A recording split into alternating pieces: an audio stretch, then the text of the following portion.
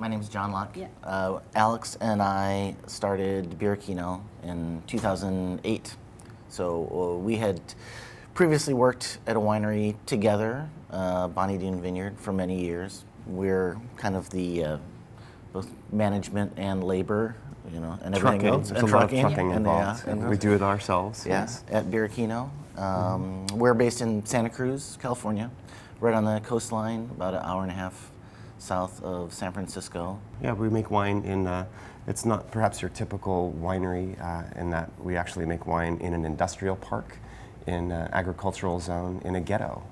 So at the moment we don't have a facility for receiving visitors because we don't want to have to hand out Kevlar vests. But it's naturally air conditioned and central to the vineyards that we work with. We have access to and relationships with second and third and fourth generation European families, actually. French family, the Besson family, who've been farming the Grenache that we work with and the Zinfandel that we work with for 90 years. And in many cases, the grandparents certainly kind of made their own wine from that fruit. But by the time the second and third generation came along, they got proper, respectable jobs in industry and banking and finance and other fields, and yet still had family vineyards and didn't want neighbors, fortunately for us. So we got to kind of sign up long-term contracts for fantastic vineyards that are never for sale.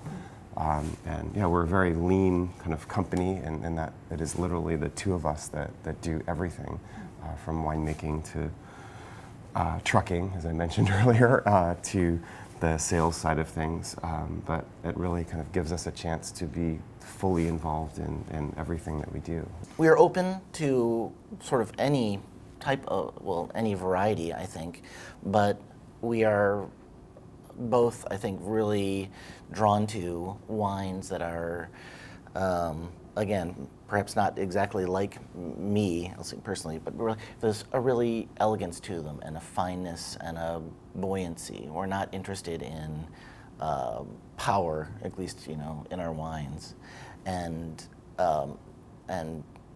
things that are sort of impressive immediately and hourly, I suppose, but things that are so really kind of buoyant and refined and are not fatiguing on the palate.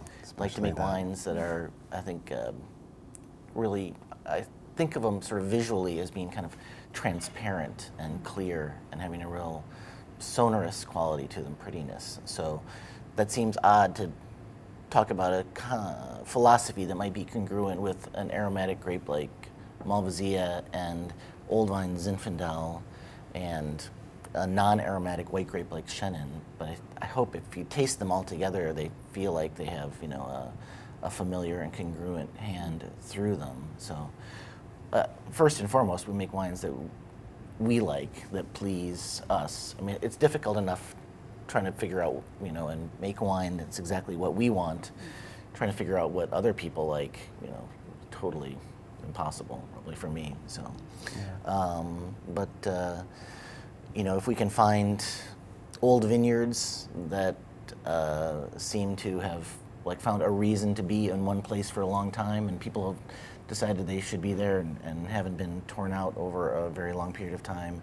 If we are lucky enough to find brilliantly farmed old vine vineyard sites in generally kind of cooler climates, close to the ocean, close to that marine influence, what we love about those sites is that they help kind of provide that freshness, and with cool evenings typically, or more moderate daytime temperatures. And in the winemaking, it is fairly simple. Generally we favor native yeasts that we found through experience that, using the native kind of population that has kind of grown up in that vineyard site tends to provide a broader array of kind of aromatics and flavor and complexity. Stand in the middle of a vineyard and say, wow, I'm going to think about how to, in 2 years from now, take this cluster of grapes and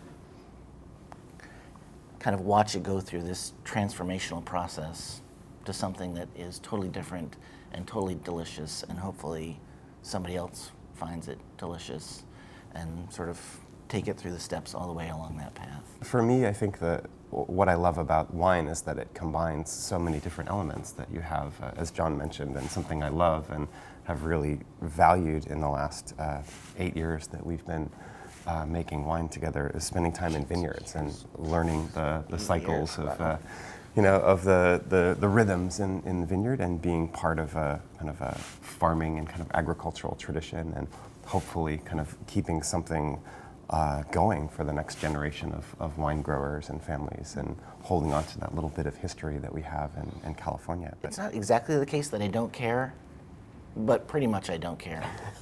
And it doesn't matter if I care about it or not. What matters is if, like, in 5 years, what we do is better than we're doing right now.